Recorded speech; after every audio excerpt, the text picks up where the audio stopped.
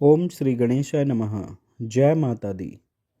गुप्त नवरात्रि महाविद्या के तीसरे दिन माँ षोडशी त्रिपुर सुंदरी माता की पूजा होती है।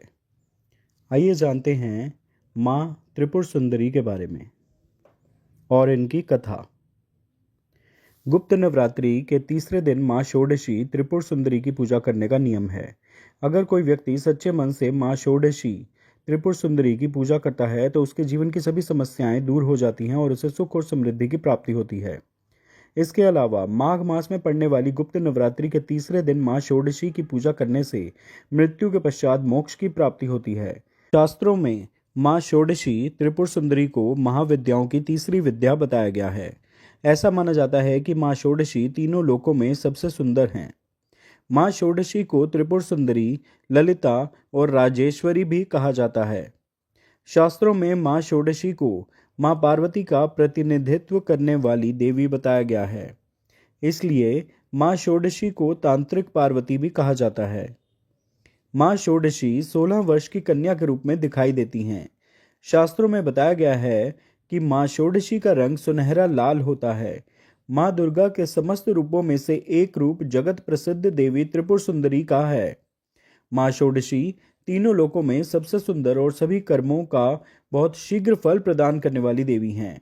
माँ षोडशी 16 कलाओं से युक्त 16 वर्ष की कन्या की तरह हजारों सूर्य का तेज अपने अंदर समाहित किए हुए हैं। माँ षोडशी की पूजा करने से मनुष्य को सभी प्रकार के ऐश्वर्य एवं भोग की प्राप्ति होती है। माँ षोडशी देवी को यौवन और आकर्षण की देवी माना जाता है। माँ षोडशी का पूजन करने से आकर्षण व सौंदर्यता की प्राप्ति होती है। अगर आपके दाम्पत्य जीवन में हमेशा कलह होती है, आपका कोई प्रिय आपसे नाराज हो गया है, समाज में सम्मान व पद प्राप्त करने के लिए या किसी व्यक्ति को सम्मोहित करने के लिए माँ षोडशी की पूजा करें।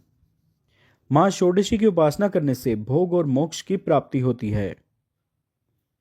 माँ षोडशी की 4 भुजाएं हैं।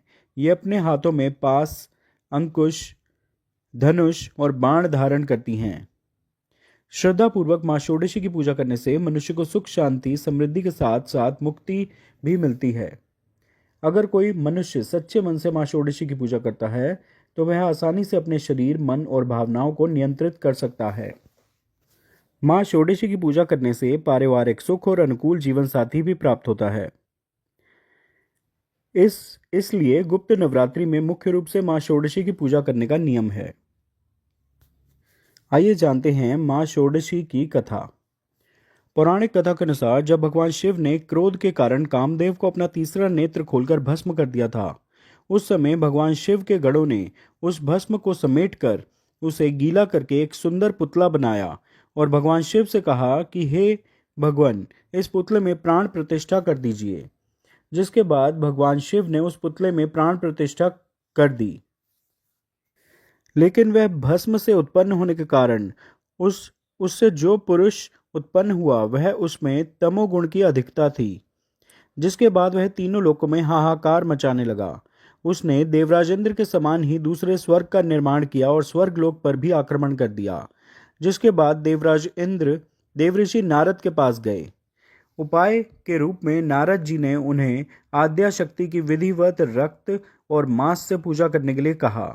देवराज इंद्र ने ऐसा ही किया, जिसके बाद देवी षोडशी का जन्म हुआ और उन्होंने उस असुर को वध कर दिया और देवताओं को वापस स्वर्गलोक दिला दिया।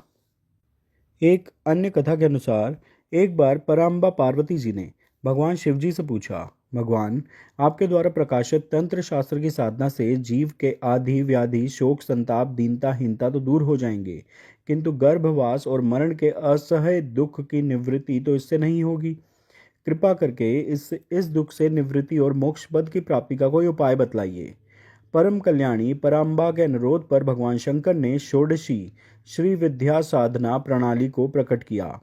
भगवान शंकराचार्य ने श्री विद्या के रूप में इन्हीं षोडशी देवी की उपासना की थी। इसलिए आज भी सभी शंकराचार्य पीठों में भगवती षोडशी राजराजेश्वरी त्रिपुर सुंदरी की श्री यंत्र के रूप में आराधना चली आ रही है। भगवान शंकराचार्य ने सौंदर्य लहरी में षोडशी श्री विद्या की स्तुति करते हुए कहा है कि अमृत के समुद्र में एक माणिक द्वीप है जिसमें कल्प वृक्षों की बारी है, नवरत्नों के परकोटे हैं। उस वन में चिंतामणि से निर्मित महल से ब्रह्ममय सिंहासन है जिसमें पंचकृत्य के देवता ब्रह्मा विष्णु रुद्र और ईश्वर आसन के पाए हैं और सदाशिव फलक हैं। सदाशिव ने नाभि से निर्गत कमल पर विराजमान भगवती षोडशी त्रिपुर सुंदरी का जो ध्यान करते हैं वे धन्य हैं। भगवती के प्रभाव से उन्हें भोग और मोक्ष दोनों सहज ही उपलब्ध हो जाते हैं। भैरव यामल तथा शक्ति लहरी में इनकी उपासना का विस्तृत परिचय मिलता है। दुर्वासा इनके परमाधारक थे। इनकी उपासना श्री चक्र में होती है। ये थी गुप्त नवरात्रि महाविद्या के तीसरे स्वरूप माँ षोडशी त्रिपुर सुंदरी की कथा। कृपया इस वीडियो को लाइक व शेयर करें व चैनल सब्सक्राइब करें। जय माता दी, जय माँ षोडशी, जय माँ त्रिपुर सुंदरी।